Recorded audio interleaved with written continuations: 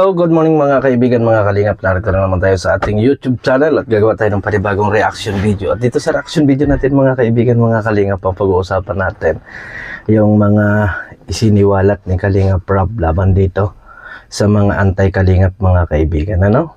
Alam nyo na yan, si Kanoli, si Kapiso, at yan ay may kwento si Kalingap Rob dyan mga kaibigan. At real talk to mga kaibigan, real talk to. Sa totoo lang, kung ako ang masasabihan ng ganito, napakasakit na ito para sa akin bilang isang lalaki, mga kaibigan. Iwan ko lang sa kanila kasi alam natin na sila ay makapal lang mukha at siksik lang dito sa Kalingap, di ba? At ipi-play natin yung video na yan ni Kalingap Rob para sa ganun, alam natin kung ano ba talaga at may resibo tayo na mismong si Kalingap Rob ang nagsabi. Kasi nga nung una-una mga kaibigan, mga Kalingap, iniidolo ito ni Kalingap Rob kasi okay pa ang utak nito eh.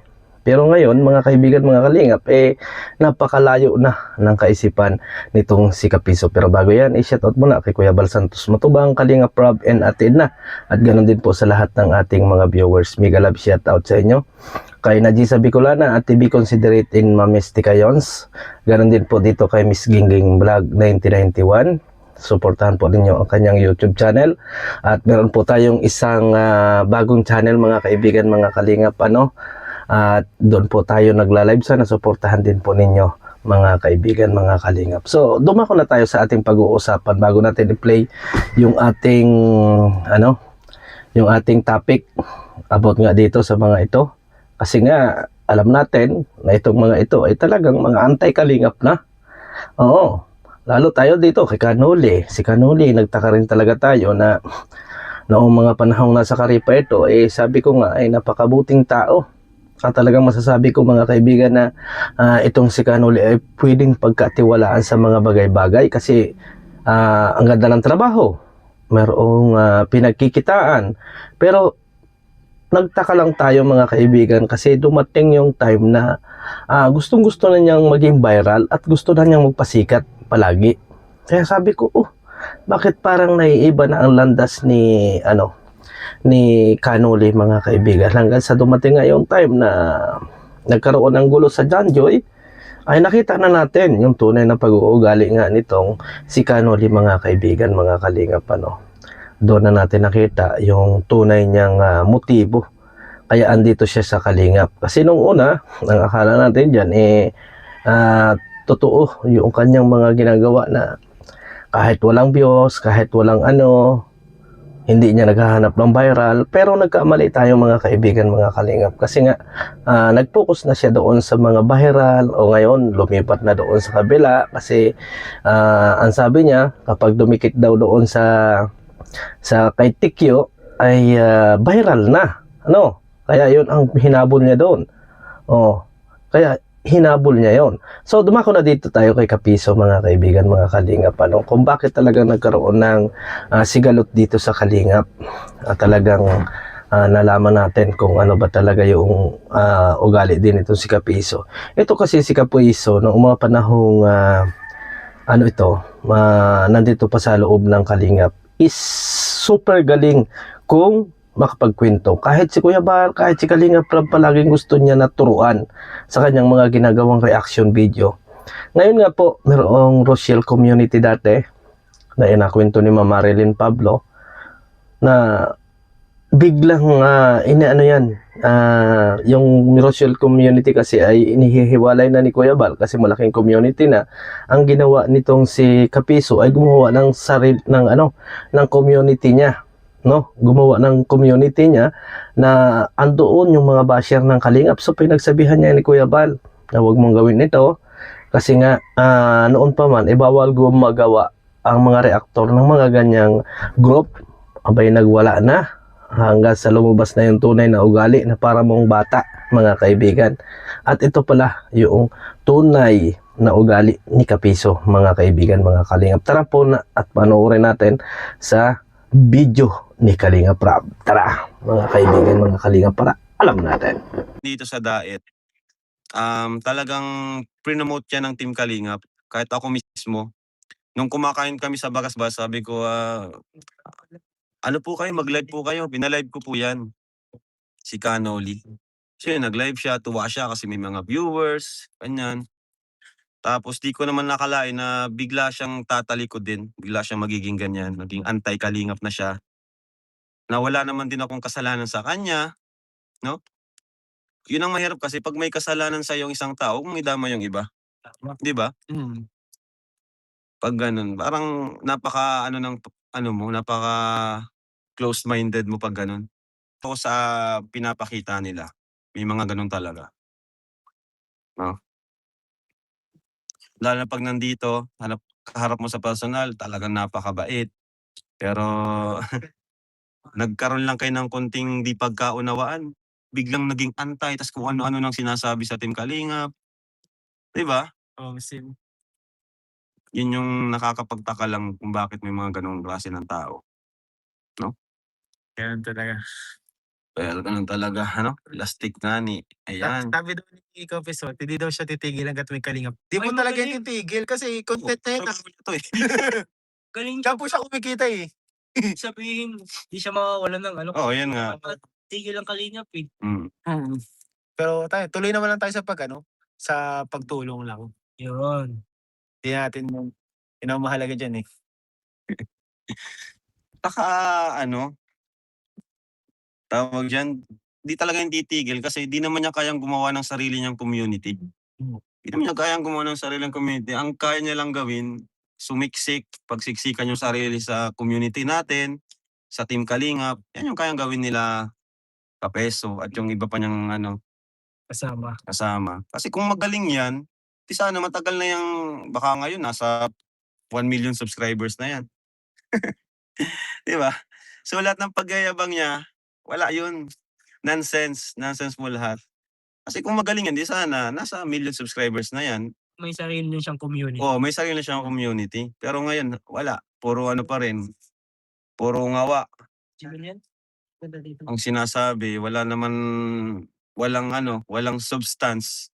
Walang laman yung mga sinasabi. Kaya hanggang dyan lang siya. Habang buhay na yan, hanggang ganyan lang si Kapeso. Ilang edad na yan? Hindi ko alam. Ganyan, Ano ba? ganyang edad, Halos kaedaran lang ata natin. ganyang edad niya, ganyang mga pag-iisip niya. Tanda mo na. Kaya nga eh. Tanda mo na pre, mag-mature ka na pre. Totoo. Mature ka na pre. Tanda mo na, isipin mo yan, pinambubuhay mo sa pamilya mo pre. Ang sama niya sa loob. Ang tunay na lalaki, tunay na ama. Kung Totoo. gusto mong makita ng anak mo, paglaki mo, ganyan pala. Ay, grabe. Real talk. Ang sama niya pre. Kung ako pre, sa totoo lang, isip-isip ka na habang may oras ka pa. Totoo yan. Kasi Isipin mo yan, yung iiwan mong legacy, yan yung iniiwan mong tatak mo. pinagmumukha niyang tanga yung sarili niya eh. Pag napanood niya na pag lumaki yung mga anak niya, sa tingin ba magiging proud sa kanya yung mga anak niya? Baka sisihin pa siya. Ganito pala si tatay, bully pala yung tatay. Tanda ko yung ano eh.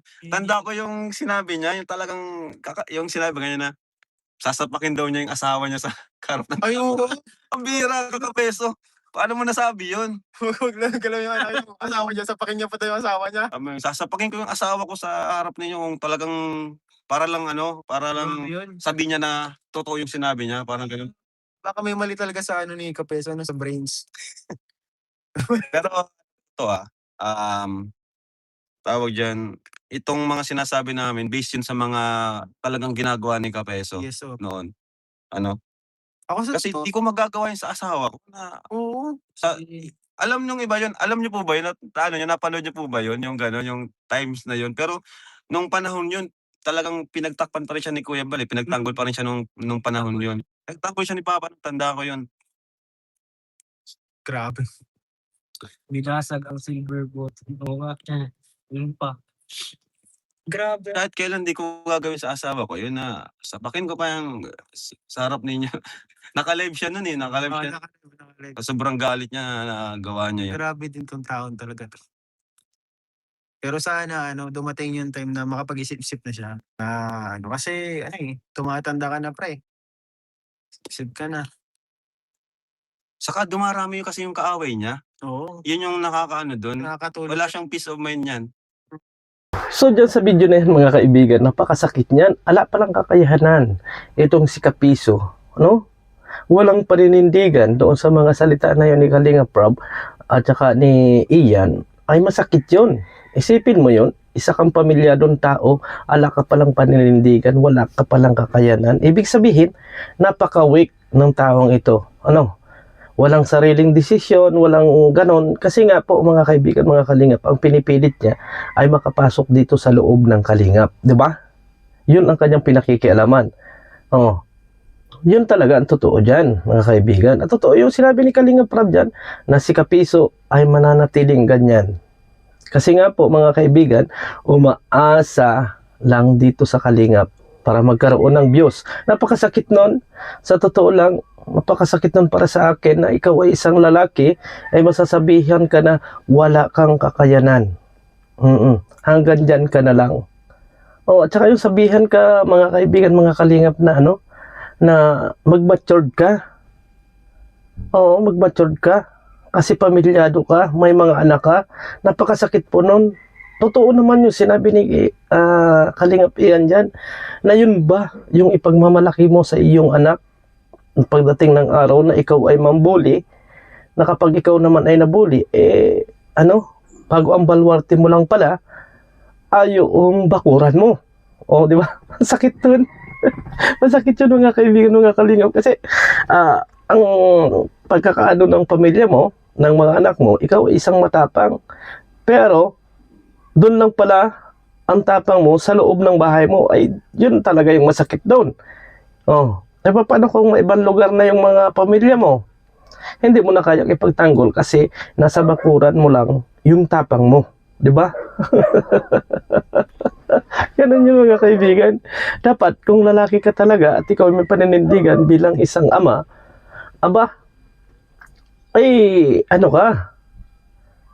dapat kahit saang lugar, kaya mong ipagtanggol ang iyong pamilya. Pero dito, sa iyong mga inasabi, kay Kindred, na ang balwarte mo ay nasa loob lang ng bahay mo. Ibig sabihin, kapag lumabas na ng bahay, wala ka ng kakayanan. Di ba? Hindi mo kayang ipagtanggol ang pamilya mo.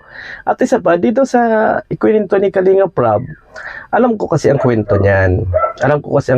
Kaya nagsabi yan ng ganyan doon sa kanyang asawa, na sasapakin niya sa live streaming yung kanyang asawa. Kasi nga po, mga kaibigan, mga Kalingap, ang kwento niyan, maraming mga sponsor ang nagreklamo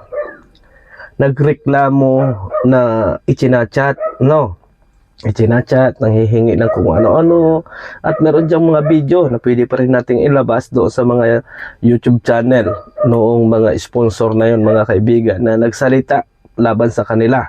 Pero respect na lang doon sa mga sponsor na yon, kaya hindi na lang natin pwedeng i-play. Pwede ninyo siguro puntahan doon sa channel nila para mapatunayan ninyo kung gaano ito katotoo yung inasabi ni Kalingap Rab dyan, mga kaibigan. At yan ay tayo ang nag-ayos niyan dati, inireklamo sa atin, nakarating kay Kuya Bal. So ito sa totoo lang, palibasa nga dito sa Kalingap, at si Kuya Bal naman kasi ay pagdating sa mga ganyang bagay, binakapan niya si Kapiso. At ang sinabi ni Kuya Bal nga dyan noong mga panahon na yon, kaunting halaga pwede na lang pag-usapan.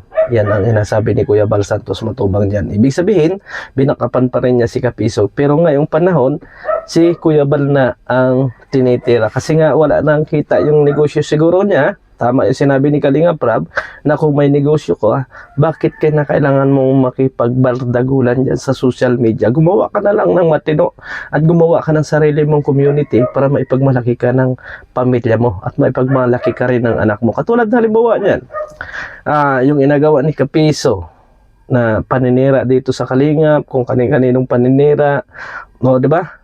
Ayun ba ay kayang ipagmalaki ng kanyang anak? Hindi, di ba? Bago malalaman nga na ito palang si Kapiso ay ang target ay yung mga sponsor, mahihiya din yung kanyang mga anak na ito palang si Papa. Ito palang si Papa noong mga panahon, kaya yumaman kami, dahil pala sa Kalingap. So hindi siya magiging proud, pero makikitaan ka ng pag talagang nagsisikap ka, iginugol mo yung iyong negosyo, ginagawa mong lahat, masasabi natin, mga kaibigan, mga Kalingap, na ipagmamalaki ka ng iyong anak. Oo, masakit yun mga kaibigan na wala kang kakayanan na gumawa ng sariling community at napakahina mo. So hanggang dito na lang ang ating reaction video. Maraming salamat and God bless sa ating lahat. Bye-bye.